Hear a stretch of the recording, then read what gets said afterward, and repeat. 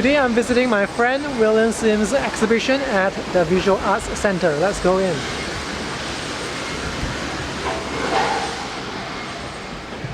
That's William. So this is William. You may have seen him during our cafe sketching videos. So this is his latest exhibition. He was showing me around his latest works. So let's take a look at some of them. This is a series of the wood drawing that I've done, and I'm actually using a color pencil and pencil on real wood, and as trying to find how the result can be achieved by using pencil on the real wood pieces.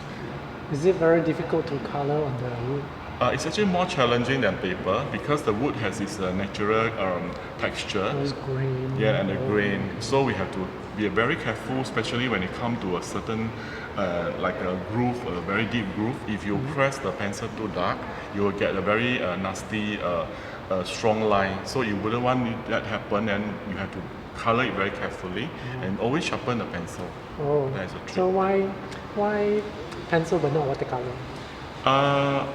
I will explore the watercolor. Recently, actually, I found a medium that you can apply on the wood surface, and you can still use it to color on watercolor to apply on it. Oh. Yeah. Normally, without the medium, when you apply watercolor, you'll get absorbed by the wood. Oh, yeah. So you will not have the kind of effect that you want. Oh, okay. Yes, yes. So William is a full-time illustrator. He does commission works as well as his personal projects. Yes. So many of these are commission works? No, this is actually the work that I especially created to showcase in my exhibition.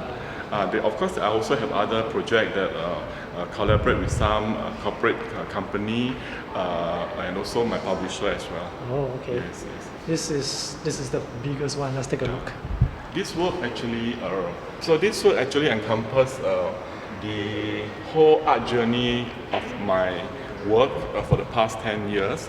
And it's also indicated how I started painting watercolor in this style, because I used to be a toy collector and I like a lot of gadgets, and I like the trip of collecting toy, and I find a lot of positivity, a lot of fun, a lot of happiness in collecting. So when I'm doing my own drawing, I thought it was a good idea to use the same method to convey my idea to the public. It looks like there's a lot of symbolism in it. Yes, yes. Yeah, so there are things like I have a key here. It's about the obsession that get locked within ourselves, and it's also about the heart shape. They come from your own and become the obsession, always as a bait to guide you around. Yeah. And they also have a lot of like colorful balls and wires and things like that. It's to remind people that there are a lot of little happiness in our life, that we shouldn't take them for granted. And then these are all the things that actually you can easily access every day. It's just because sometimes we can be too preoccupied with our work or other factor of life that we tend to forget all these little happiness. So this piece of watercolor paper looks larger than usual.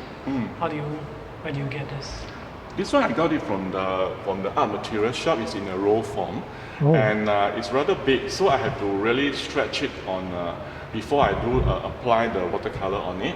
So the way I stretch it is I actually wet the entire paper and I mount it on the glass wall, and I stick with a lot of tape around it, and I let it dry. So when it dry, the paper will get a tension and it becomes flat. And so during the process of drawing, so all the tape has to be intact, and then no tearing are allowed. So if any tearing, you will start to have a wavy edge around it. Oh. Yes. So after everything is dry, just remove the tape. Yes. And then it will appear flat like this. Yes. Yes. Oh, okay. Yeah. It will be very flat. Yeah. Well, this is quite amazing to have such a flat piece of paper and it's watercolor on. Exactly, yes. If you without the stretching, you will have a lot of wavy effect by the side, and it won't be very nice or presentable. So in William's paintings, there are a lot of themes, especially fish, house, nature, toys. Now let's take a look at some imaginative, some fantasy houses that William has drawn. Okay, this piece was actually inspired by my recent Bali trip. It is supposed to be like a resort homestay that hanging on the stem of the trunk of the banyan tree. So it's kind of my own imagination world where I can have a little nice stay for my own. It consists of the bedroom, art studio, hanging hammock, swimming pool, viewing deck, and also a little wine bar. So it's like, those things that I actually do not have it in my real life, but I can actually imagine in my imaginary world. So it's the kind of fun that I can actually draw them out and then have fun. And during the creation, I actually have a lot of fun also. I see in your paintings there is this little watermelon boy. What's the story behind him? The watermelon boy is a metaphor of myself. I love to eat watermelon, and I'm a very introvert person. So naturally, when I create a character, I choose watermelon boy as my kind of identity. So watermelon boy is always appear in my drawing.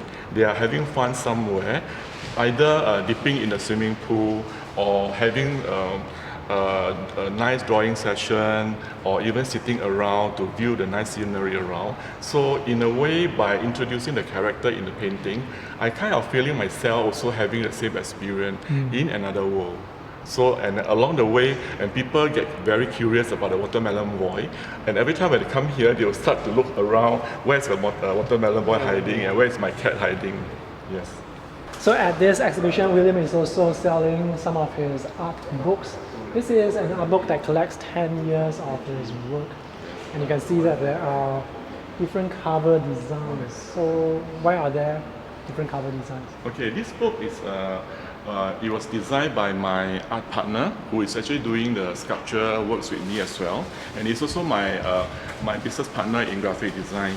So he came out with this idea that by introducing the Chinese word "le," which is a happiness in nature originally, and by introducing other character, we have a 木字边 with the 木字边 to anchor all other nature of my works. So each letter is actually a theme. Yes. Oh, okay. Yes. Yeah. So for instance, 木材 is actually all my drawing on wood.